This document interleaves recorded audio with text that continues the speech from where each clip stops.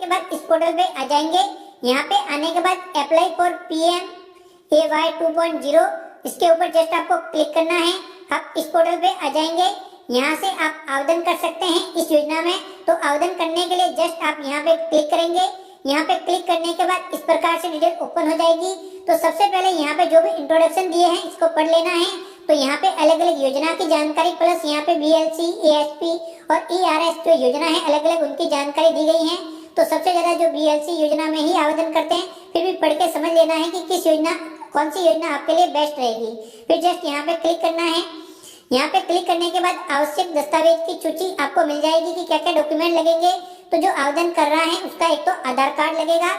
इसके अलावा परिवार के सभी सदस्यों के आधार कार्ड होने चाहिए। जो आवेदक है उसका एक सक्रिय बैंक खाता लगेगा, एक आय प्रमाण पत्र बनवा के लगाना है, एक जाति प्रमाण पत्र लगेगा और एक भूमि का दस्तावेज लगेगा जिस भूमि पे आप निर्माण करवाना चाहते हैं। तो उसके बाद जस्ट प्रोसेस पे आपको क्लिक करना है। उसके बाद आपके फैमिली की जो एनुअल इनकम है उसे आप जस्ट यहाँ पे दर्ज करेंगे। एनुअल इनकम यहाँ पे दर्ज करने के बाद आपको यहाँ पे सिलेक्ट मिशन यहाँ पे ऑप्शन है। तो यहाँ पे एनुअल इनकम आ गई। फिर मिशन के अंदर BLC ले लेंगे। अगर अन्य ASP और ISS में है, अगर आप एलिजिबल है और आवेदन करना चाहते हैं वो भी ले सकते हैं। उसके अलावा अगर आपके पास पक्का मकान बना हुआ है तो यस लेना है, नहीं बना हुआ है तो आप नो पे जस्ट क्लिक करेंगे। उसके बाद यहाँ पे जस्ट देख सकते हैं पिछले 20 साल में कोई हाउसिंग स्कीम का आपने बेनिफिट लिया है सेंट्रल या फिर स्टेट गवर्नमेंट का, तो यस वरना फिर नो करेंगे। फिर यहाँ पे क्लिक करेंगे। फिर यहाँ पे अपने आधार कार्ड नंबर और जो आधार कार्ड पे नाम है वह दर्ज करके जस्ट यहाँ पे क्लिक करके जनरेट OTP पे क्लिक करना है।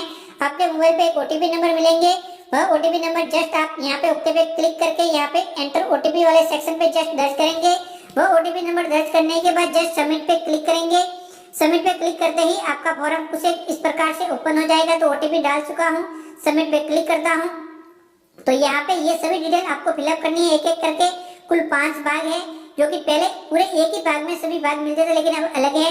तो सबसे पहले यहाँ पे पैन कार्ड, यहाँ पे डेट ऑफ बर्थ, यहाँ पे मोबाइल फोन नंबर डालने हैं, यहाँ पे ईमेल आईडी डालनी है। यहाँ पे ईमेल आईडी डालने के बाद जेंडर आपका कौन सा है वह ले लेना है। उसके बाद आपकी मैरिटल स्टेटस ले लेना, विवाहित, अनमैरिड या फिर सिंगल वगैरह जो भी है वह आप यहाँ पे ले लेंगे। वह लेने के बाद यहाँ पे जस्ट आगे बढ़ेंगे। यहाँ पे पिताश्री का नाम आपको यहाँ पे लिखना है। तो यहाँ पे आप पिताजी का नाम लिख लेंगे फादर्स नेम के अंदर। फिर यहाँ पे पिताजी के आधार कार्ड संख्या, फिर माताजी का नाम जस्ट यहाँ पे लिखना है, माताजी के आधार कार्ड संख्या। फिर आपका रोजगार किस प्रकार का, सेल्फ एम्प्लॉय है, सैलरीड है, रेगुलर है, लेबर है। तो किस प्रकार के, ज्यादातर लेबर ही होते हैं तो मैं लेबर ले लेता हूँ। उसके बाद जैसे लेबर लेंगे तो सब लेबर की कैटेगरी आपको यहाँ पे दिखाई देंगी। तो इसके अंदर आप कौन सा काम करते हैं तो वह ले लेना है। तो जैसे कि यहाँ पे दोस्तों देख सकते हैं अलग अलग बहुत सारे ऑप्शन आपको दिखाई देंगे। तो जो भी काम करते हैं वो ले लेंगे। फिर आपका धर्म कौन सा है, धर्म लेना है। उसके बाद आपको यहाँ पे कास्ट कैटेगरी लेनी है, जनरल, ST, SC या फिर OBC से बिलोंग करते हैं। उसके बाद आपसे आपकी शैक्षणिक योग्यता, आपने कहाँ तक पढ़ाई कर रखी है वह यहाँ पे ले लेना है। तो वह मैं यहाँ पे ले लेता हूँ। फिर ये वाला भाग कंप्लीट हो जाएगा। उसके बाद यहाँ पे कुछ एक योजनाएं हैं, यहाँ पे देख सकते हैं। तो आपने इसका बेनिफिट लिया है तो यहाँ पे देख सकते हैं जैसे कि आप आंगनवाड़ी वर्कर हैं या फिर आप स्वनिधि हैं, PM स्वनिधि, निर्माण श्रमिक है। तो वहाँ पे अगर हैं तो यस लेके इसमें से ले लेना, सेम ऐसे कोई भी ऑप्शन जैसे कि PM स्वनिधि बेनिफिशियरी हैं, आंगनवाड़ी वर्कर, सफाई कर्मचारी वगैरह PM विश्वकर्मा के अंतर्गत आते हैं तो यहाँ पे यस लेके डिटेल ले लेनी है। अगर आप इन 6 कैटेगरी में नहीं आते तो यहाँ पे नो ले लेंगे।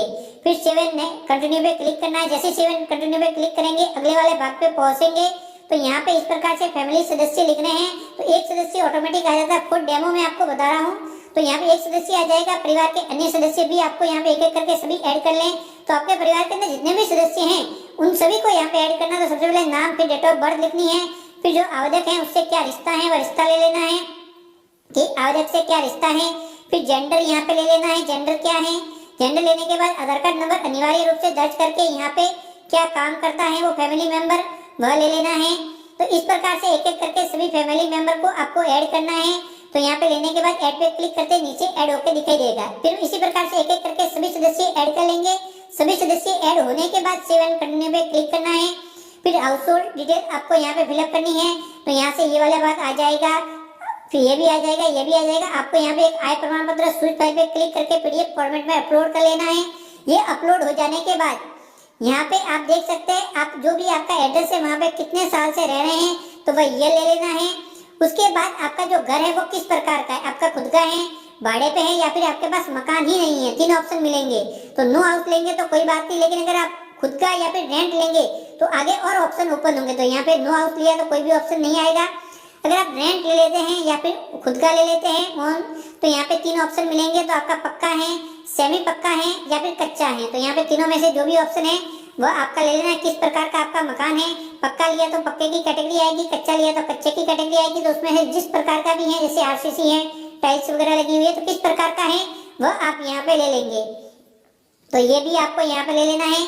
तो यहाँ पे ये लेने के बाद सेव एंड कंटिन्यू पे क्लिक करेंगे तो अगले वाले भाग के अंदर आपका एड्रेस, आपका परमानेंट एड्रेस, वर्तमान पता सब मांगा जाएगा। तो यहाँ पे आपको भरना है आपका वर्तमान पता, यहाँ पे भरना है स्थायी पता। अगर दोनों सेम है, फॉर एग्जांपल वर्तमान व स्थायी, तो आप वर्तमान भर के यहाँ पे क्लिक करेंगे तो ये फिलअप हो जाएगा। तो वर्तमान के अंदर सबसे पहले मकान संख्या, फिर मोहल्ला, फिर आपका राज्य कौन सा है, फिर यहाँ पे जिला, फिर आपकी सिटी और फिर पिन कोड। अब इसी प्रकार से स्थायी पता सेम है तो यहाँ पे क्लिक करना है और ये फिलअप हो जाएगा। तो इस प्रकार से आप दोनों ही एड्रेस भर लेंगे। फिर आप जहाँ पे मकान का निर्माण यानी कि आवास का निर्माण करवाना चाहते हैं उस आवास एड्रेस का डिटेल भरना है। तो वो वर्तमान पते के समान है तो वर्तमान वाले पे क्लिक करना है और ऑटोमेटिक फिलअप हो जाएगा। अगर परमानेंट एड्रेस के समान है तो यहाँ पे क्लिक करके इसको फिलअप कर लेंगे। अगर अलग है तो अलग से फिलअप कर लेंगे। फिर यहाँ पे देख सकते हैं आप, जैसे कि क्या आप वैधानिक शहर यूएलबी के बाहर रहते हैं तो यस करना है। अगर शहरी सतह से बाहर रहते हैं उसके बाद भूमि के दस्तावेज अपलोड करके यहाँ पे अपलोड यानी कि जो भी डॉक्यूमेंट है आपके वो अपलोड कर लेना है। फिर यहाँ पे सेव एंड कंटिन्यू पे क्लिक करना है। सेव एंड कंटिन्यू पे क्लिक करने के बाद अगले वाले भाग के अंदर बैंक खाता यहाँ पे लिखना है, बैंक खाते की पुष्टि करनी है, वापस लिखना है। फिर यहाँ पे बैंक के आईएफएससी कोड दर्ज करने हैं। तो जैसे ही आप आईएफएससी कोड आपके बैंक खाते के दर्ज करेंगे तो बैंक डिटेल ऑटोमेटिक आ जाती है। तो मैं यहाँ आईएफएससी कोड एक डाल देता हूँ फॉर एग्जाम्पल। तो यहाँ पे फिर जैसे क्लिक करेंगे तो इस प्रकार से डिटेल आपकी आ जाएगी।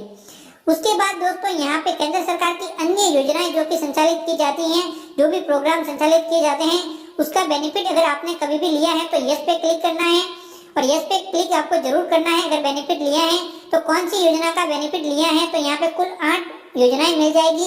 तो एनएचएम है, आयुष्मान भारत का लिया है, स्वच्छ भारत मिशन के तहत आपने लिया है, दीनदयाल उपाध्याय है, बिजली बिल वाले का लिया है, उज्ज्वला योजना का लिया है। तो जिस भी योजना का बेनिफिट लिया उन सबके ऊपर यहाँ पे क्लिक कर लेना है। उसके बाद यहाँ पे क्लिक करके फाइनल सेव पे क्लिक करना है। अगर आपने किसी भी योजना का बेनिफिट इनमें से नहीं लिया तो नो पे क्लिक करेंगे और नो पे क्लिक करने के बाद फाइनल सेव पे क्लिक करना है। उसके बाद फॉर्म की जांच करके फाइनल सेव करेंगे और आपको आवेदन क्रमांक मिल जाएंगे, रजिस्ट्रेशन नंबर मिल जाएंगे और आपका काम कंप्लीट हो जाएगा।